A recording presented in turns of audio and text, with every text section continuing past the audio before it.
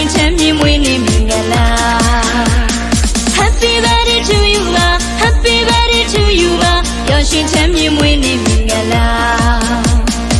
ရှင်မကြည်နူဝဲသာပျော်ရွှင်ချမ်းမြေမွေးနေ့ရမှာကြရောက်လာဆွေမျိုးမိသားဆရာမိဘဖို့ဖွားဆုံးစွာ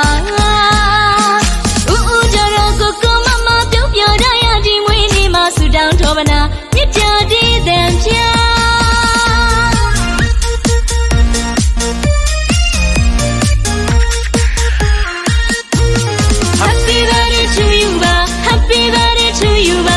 ရှင်ချမ်းမြေမွေးနေ့မင်္ဂလာ Happy birthday to you ပါ Happy birthday to you ပါပျော်ရွှင်ချမ်းမြေမွေးနေ့မင်္ဂလာ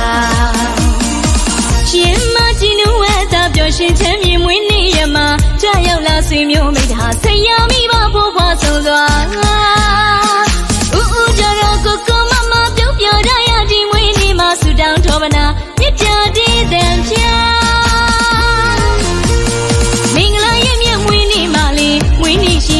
သက်ရှိပညာပြေဝဥစ္စာပေါ်ကျွင်လောကလေးတည်နေဘဝနဲ့နောက်နေ့တရားမကချမ်းမချမ်းအနာဂတ်ရဲ့နေ့တင်များမှာကောင်းမြတ်တဲ့အရာရာနဲ့သာပြည့်ပြည့်စုံတဲ့မိသားစုကပါ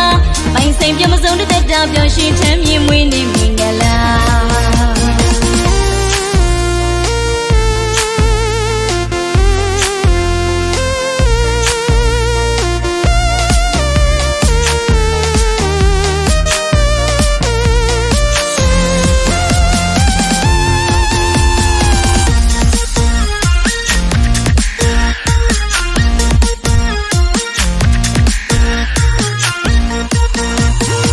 Happy birthday to you ပါ Happy birthday to you ပါပျော်ရွှင်ချမ်းမြေမွေးနေ့မင်္ဂလာ